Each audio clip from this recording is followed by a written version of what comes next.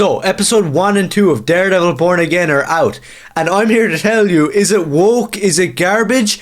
It's all of it. It somehow got way worse than I ever imagined. Quick disclaimer, this isn't ragebait, I'm not lying to you. The show literally could not get any worse. So as I mentioned in my previous video talking about this, it's rumoured that 4 trans people have been cast in Daredevil Born Again. Now we don't know if this is true, but many people are just ignoring it and acting like it doesn't exist. But even after that rumour, I played devil's advocate and said that maybe the show might be good. And I was hopeful going into this, but those hopes were just destroyed by utter garbage. So before we get into all the big stuff, if any of you out there really do want to actually subject yourself to this crap, then this is a spoiler warning because we're going to be talking about everything. Okay, so the first big thing is in the first episode, we get this intro showing us that Matt, Foggy and Karen going to Josie's. It feels exactly like the Netflix show. We get some good visuals of the city and we see that Bullseye is back in town. And out of nowhere, really unexpectedly, Foggy just gets killed by Bullseye. Now I'm not gonna lie, when Matt was swinging around on rooftops and fighting Bullseye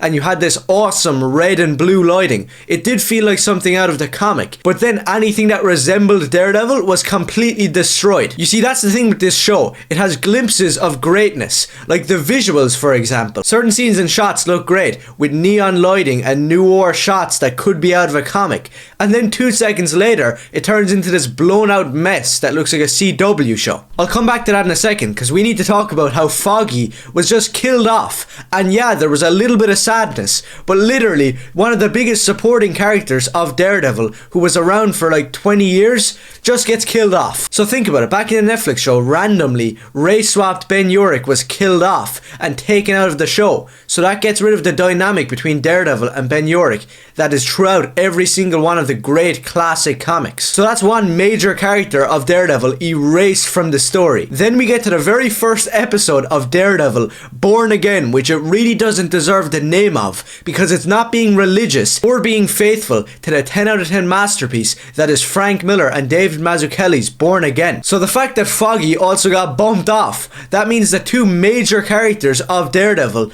are literally gone from the story. And Karen might as well be gone as well because she literally disappears straight after this time jump that's 1 year after Foggy dies. And I'll be honest, back in the Netflix show, I could have done without Foggy and Karen going around with their side stories, and I could have done with more of actually Daredevil. But in this show, I was left hoping that Karen and Foggy would just come back to give us that little glimpse of the world of Daredevil, and not whatever the hell we're watching right now. After Matt sees that Foggy died and he's fighting Bullseye up on this rooftop, screaming obnoxiously, which is a common trait in this show and in this version for some reason.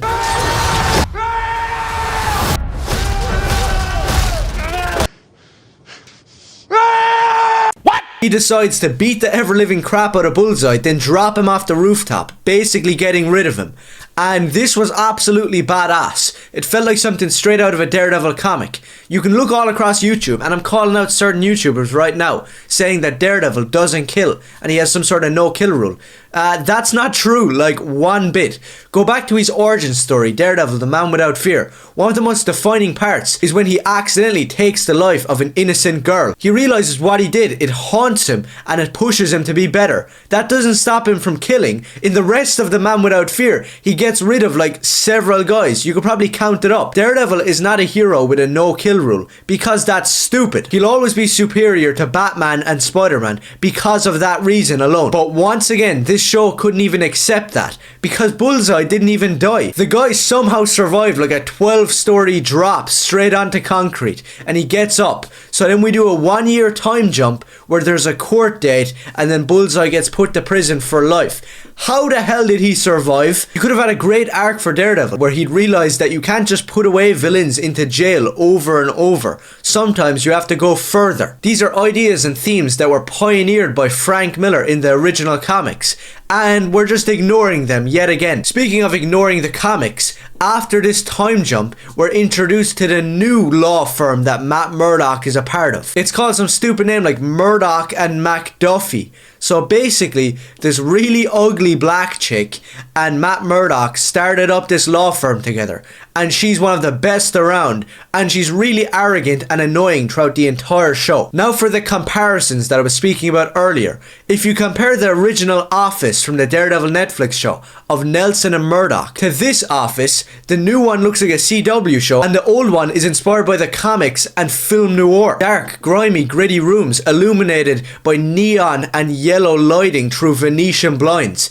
This is Daredevil. Yeah, I might bash the Netflix show a bit, but it did get some of the visuals really right, and this show is missing a lot of it. It's the same with Matt's apartment. In the original show, it was absolutely awesome. It looked like Philip Marlowe's office from Murder My Sweet. In this one, he's living in a pure grey, like bland, dull apartment that occasionally gets a red flicker of light through the window, but other than that, the entire show is just blown out with big bright colours from the MCU. Basically, after the first kind of introduction in episode 1, the show falls apart.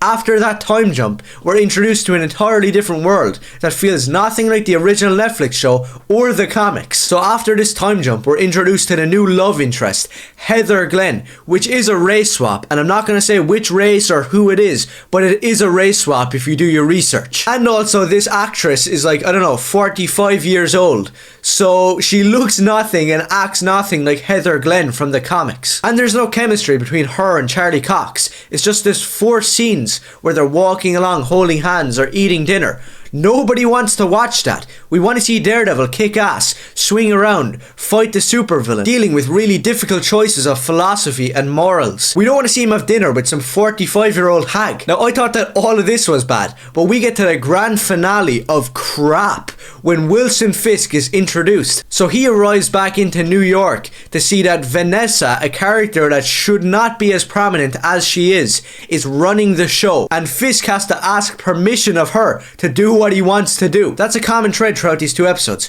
where he's being bossed around like a soy boy cock by Vanessa. They even end up in therapy, and he's sitting there like a weak male. And this is where I might lose some of you or get some backlash, but all of the anti-woke big YouTubers like, I don't know, Nerdrotic, The Rageaholic, Critical Drinker, none of them are calling out this garbage. Listen to what I'm saying right now. This show is based off of a comic from 2016 introducing Fisk as the mayor. That comic is a woke mess that starts preaching about illegal immigrants at the time when Trump became president.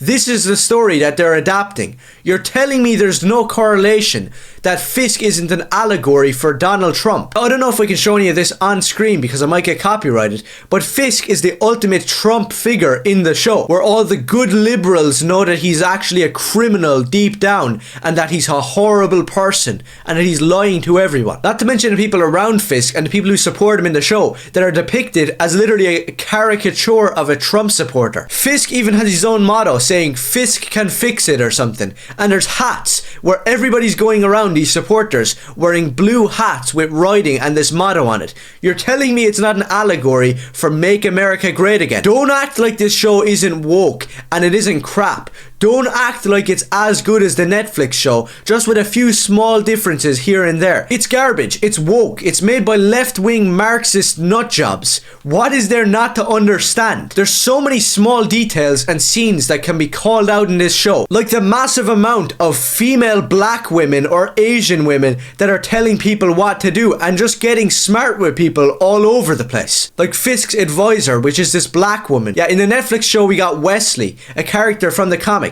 In this, we get some random black who tells Fisk that you might not want to talk about Vanessa in your campaign because our more traditional voters probably won't like hearing about women because they're misogynists or something. What the hell am I watching? Daredevil doesn't act or look like the character. Nobody around him even resembles the supporting cast of Daredevil. Heather Glenn doesn't look or act like her character. Foggy and Ben Urich are gone. Karen is gone. Instead he has this black woman partner-in-law who's just being a bitch all the time. Then you have some bald Hispanic dude who's also helping out. Nobody knows who he is. Like, who the hell are you? What is your connection to Daredevil? It's really not that hard of a formula to get down. Matt Murdock, Foggy Nelson, Karen Page, Elektra, Elektra, Stick, and Ben Urich. These are the characters in the Daredevil world, and you just keep on getting rid of every single one of them to where we get to the point where we are now, where nothing resembles Daredevil. People all over the internet are coping, saying that, yeah, I actually probably prefer the original show, but this one's still pretty solid, even if there's some slip-ups here and there. It's not solid, and it's nowhere near good. When the Netflix Daredevil show came out, it was an underdog. Nobody wants to see Daredevil. They want to watch Spider-Man or Batman. So it was the ultimate underdog, and it blew everybody away. With its insane world, fight scenes, lighting, acting. That's what Daredevil has always been, an underdog. The character that not that many people really want to hear about, but when they do, they realize that he's actually better than every other character. And this show is not an underdog. It's a brand new Disney Plus, high budget, CGI everywhere, premiere red carpet show that everybody's talking about, and it somehow still failed. I know I'm gonna get some retard in my comment section saying, no, it didn't fail, everybody's loving it, everybody's reviewing it great. That may be true, tons of people might love this show, but sorry to break it to you, those people aren't real fans. Because the real fans know that this is just not Daredevil. It's not even worth taking into account. I don't even know if I'll be able to watch on in the episodes with how bad these ones were. Constant yelling like an idiot, weird music that does not fit Daredevil, terrible side characters taking up most of the episodes, and the most obnoxious left-leaning Marxist politics you've ever even seen. Stop coping, there's no way around it. This show sucks. Not only does it not even resemble the character of Daredevil, it's also a disgrace to the 10 out of 10 masterpiece run that you should be reading if you are a fan of the character. Frank Miller's Daredevil. Go read it, then come back to me before you leave your retarded comment. If any of you out there actually agree with me on my enraged ranting about this pile of garbage, then do let me know. And I know I'm probably going to get a massive wave of hate. So to all you sons of bitches, if you got a problem, you can go complain to your boyfriend.